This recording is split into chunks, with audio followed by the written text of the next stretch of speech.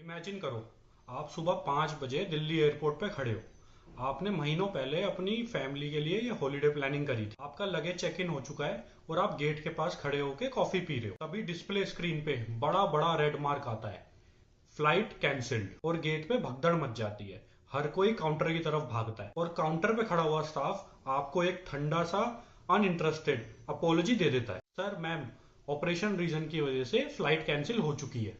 हम आपको 7 डेज में रिफंड कर देंगे या फिर हम आपको नेक्स्ट डे की फ्लाइट दे देंगे। और 99% इंडियन ट्रैवलर क्या करते हैं, या तो वो लोग रिफंड एक्सेप्ट कर लेते हैं या फिर डबल पैसा भर के लास्ट मिनट कोई दूसरी एयरलाइन की फ्लाइट बुक कर लेते हैं। अगर एयरलाइन सिर्फ ऑपरेशनल रीजंस की वजह से फ्लाइट कैंसिल करती है तो सिर्फ रिफंड देना इलीगल है। वो सिर्फ आपको रिफंड नहीं देने वाले, उनको 2 घंटे के अंदर एक नई ऑल्टरनेट फ्लाइट देनी पड़ेगी। फ्री मील, होटल स्टे और साथ में 10 से 20 हजार का कैश कॉम्पनसेशन देना पड़ेगा। आज के वीडियो में मैं आपको एविएशन लॉ का सबसे बड़ा वेपन देने वाला हूँ, डीजीसीए रूल 133M, और वो 4 प्रोटोकॉल जो आपको काउंटर पे खड़े मैनेजर के सामने यूज करने। Welcome to trip pro.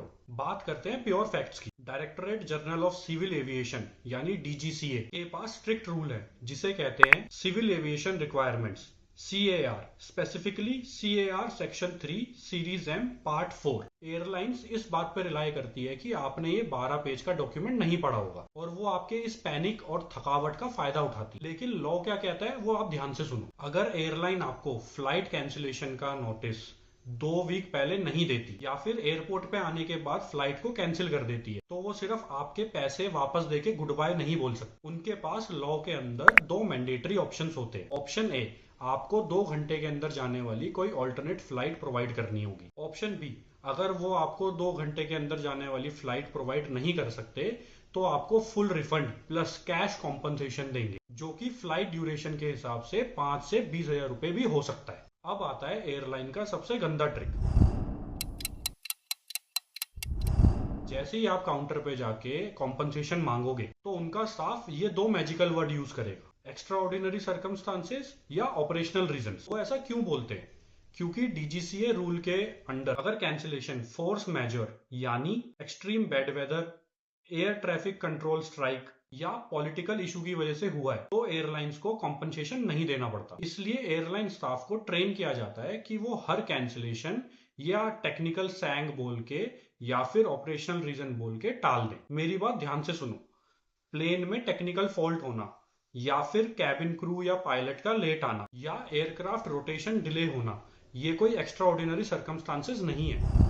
ये सिर्फ एयरलाइन का इंटरनल मिसमैनेजमेंट है। अगर इंजन में दिक्कत है या फिर पायलट टाइम पे नहीं आया तो वो 100% एयरलाइन की गलती है। डीजीसीए लॉ क्लियरली कहता है कि टेक्निकल इशू की वजह से एयरलाइन कॉम्पनसेशन देने से बच नहीं सकती। तो अगर आप भी एयरपोर्ट काउंटर पे खड़े हो और आपकी फ्लाइट कैंसिल हो गई है तो आपको स्टेप बाय स्टेप क्या करना है, फॉलो करो ये trip pro counter protocol. Verbal बातों पे काउंटर छोड़ के मत जाओ और वहां खड़े हुए स्टाफ को बोलो, मुझे ऑफिशियल रिटर्न कैंसिलेशन एंडोर्समेंट दे दो जिसमें कैंसिलेशन का एग्जैक्ट रीजन प्रिंटेड हो। और अगर वो बोलते हैं कि वेदर इशू है और आपने देखा कोई दूसरी फ्लाइट सेम रनवे से टेक ऑफ कर रही है तो एयरपोर्ट डिपार्चर बोर्ड का तुरंत ही फोटो ले लो,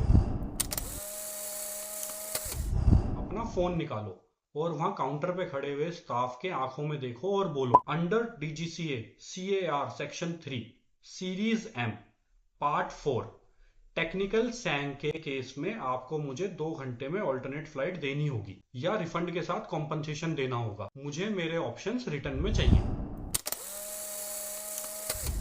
और अगर एयरलाइन बोलती है कि उनकी अगली फ्लाइट कल है तो उनसे flight interruption manifest FIM demand करो। डीजीसीए गाइडलाइंस के मुताबिक अगर एयरलाइन की अपनी फ्लाइट अवेलेबल नहीं है तो आपको कोई दूसरी कॉम्पिटिटर एयरलाइन की फ्लाइट देनी होगी और वो भी उनको अपने खुद के पैसों पे।